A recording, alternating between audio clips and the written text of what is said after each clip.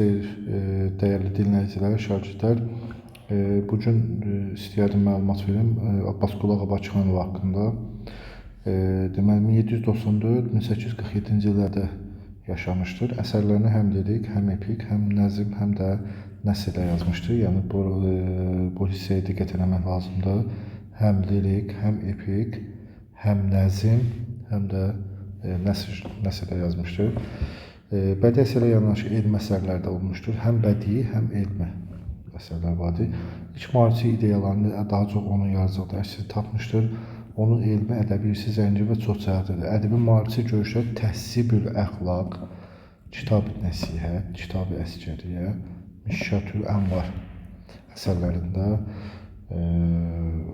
ifadəsini tapmışdır. Yəni elmi, ədəbi irsi zəngin və çoxcəhətlidir. Ədəbi maarifçi görüşləri, yəni maarifçilik ideyalarına əks olunan əsərləri hansılardır deyə sual verirlərsə, Təhsibül Əxlaq, Kitab-ı Nəsihət, Kitab-ı Əsgəriyyə, Mişkətül Ənvar əsərlərini misal çəkmək olar.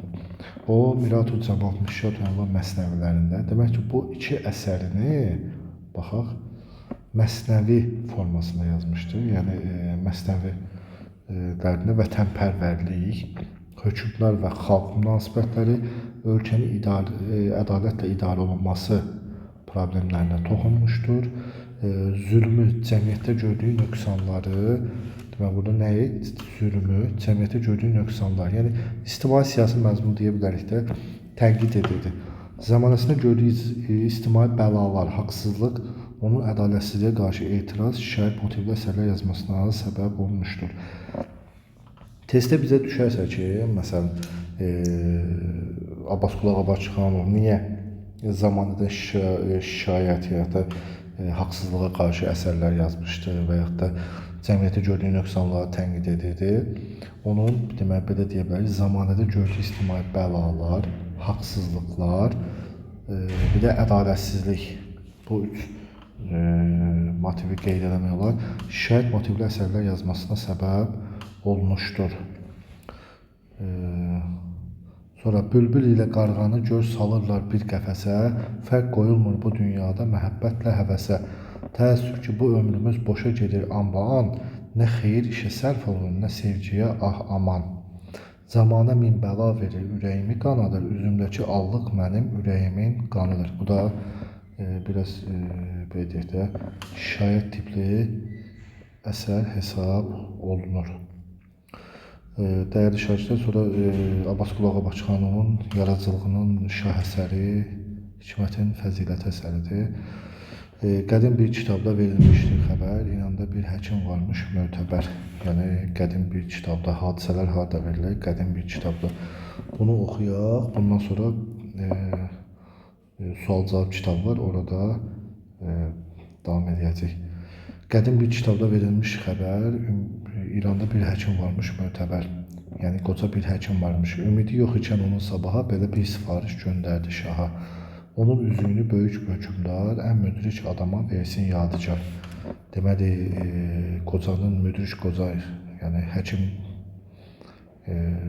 vəsiyyəti nə idi? Onun üzüyünü hökmdar ən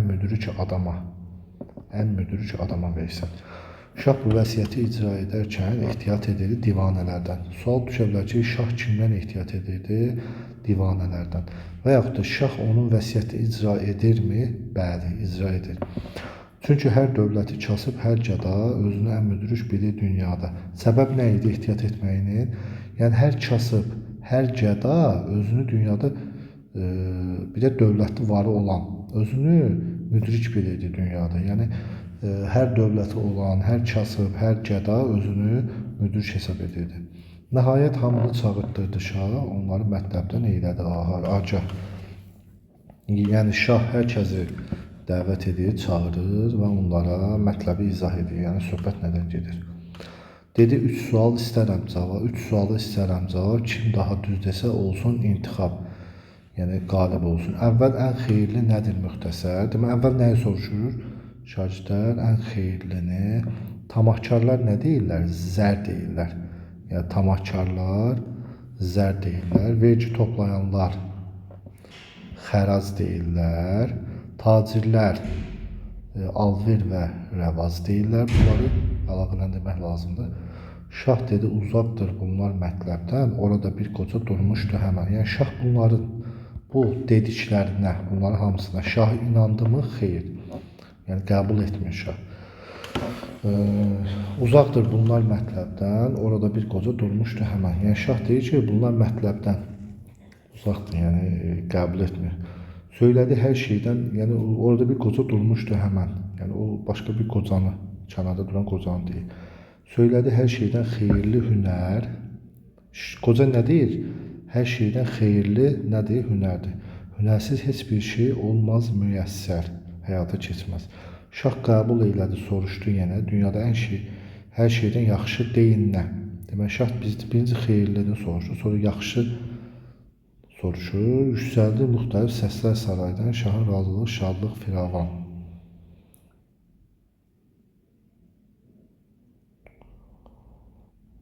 Yenə də o qoca dedi bu sözü, hər şeydən yaxşıdır, yaxşılıq özü.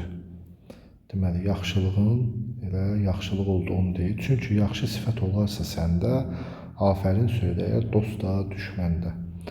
Şah dedi, ən lazım nədir insana? Üçüncü nəyi soruşur? Ən lazım olanı.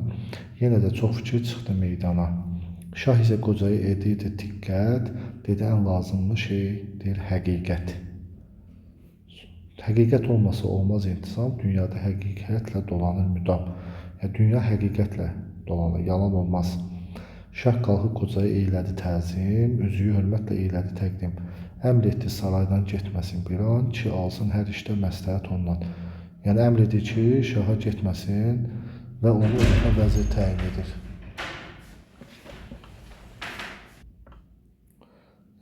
Və özünə vəzir təqdim edir. Nə yaxşı olardı hər ölkədə olaydı belə bir vəzir ilə şah. Sonunda vəzirlə şahı qarşılaşır. Ey qüdsə hikmətdən varsa xəbər, yaxşı adamlara olsun nəzərin. Bu da özünü müəllif sonunda qüdsi deyə özünə müraciət edir. Təhlilinə baxsa, yaradıcılıq xüsusi yer olan əsərlərdən biri Hikmətin Fəziləti əsərdir. Epik növdə yazılmışdır əsər. Mənzum hekayədir, məsnəvi formasındadır. Məsnəvi janrı deyil. Əsərdə göstərilir ki, İranda mötəbər bir həkim olur, yaşlı bir həkim. O ölərkən şaha vəsiyyət edir. Onun üzüyünü müdrik bir insana versinlər. Ən müdrik insana hədiyyə etsinlər. Şah həkimin vəsiyyətini icra edərkən kimlərdən ehtiyat edirdi? Demək, divanələrdən, divanə insanlardan. O bilir ki, bu dünyada hər kəs özünü müdrik hesab edir. Yəni, hər kəs özünü müdrik hesab edir. Bu, bayaq vurguladıq şeirdə. O görə elan edir ki, 3 sual verəcəyim ki, bu sual düzgün cavab versə, üzü ona təqdim olunacaq. Demək, birinci sual nə oldu? Ən xeyirli şey soruşur. Tamahkarlar zər deyirlər, vergi toplayanlar xəraz, tazirlər isə alver cavabını verirlər. Şah bildir ki, bunlar mətləbdən uzaqda insanlar içərisində bir qoca var idi. O deyir ki, hünər hər şeydən xeyirlidir. Demək, hünərin ən xeyirli şey olduğunu deyir, çünki hünər olmaz, heç bir şey müəssər olmaz, yəni həyata keçməz. Şah bu cavabı qəbul edir. İkinci sual belə, dünyada hər şeydən yaxşı olan nədir? Bu sualda müxtəlif cavablar deyir. Deməli, ikinci sualı, şadlıq firavanla, qoca isə yaxınlarının yaxşılığın özünün elə yaxşı olduğunu deyir. Yəni, qoca yaxşılığın yaxşı olduğunu. Çünki insanda yaxşı sifət olarsa, dost da, düşmən də afərin söyləyər. Yəni, insanda nə yaxşı olarsa, nə olarsa, yaxşı sifət olarsa, dost da, düşmən də afərin söyləyər. Üçüncü sual, insana ən lazım olan şeyi, yenə müxtəlif cavablar verilir. Şah isə qocaya diqqət edir. Qoca ən lazımlı şeyin həqiqət olduğunu deyir.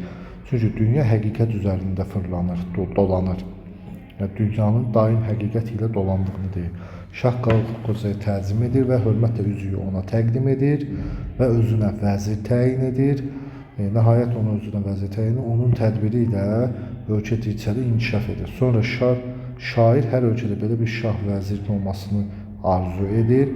Şah və qoca obraza diqqəti cəlb edir. Onlar üçün ortaq xüsusiyyətlər çoxdur. Hər ikisi ağıllı, uzaq görən və müdrik. Qoca ilə şaha aiddir bu. Şah və qoca. Belə deyək də, belə əlaqələndirlər. Çox sağ olun. Ümid edirəm ki, biraz da olsa xeyirli olar. Xoşunuza gələrsə, bəyənib takip atarsınız.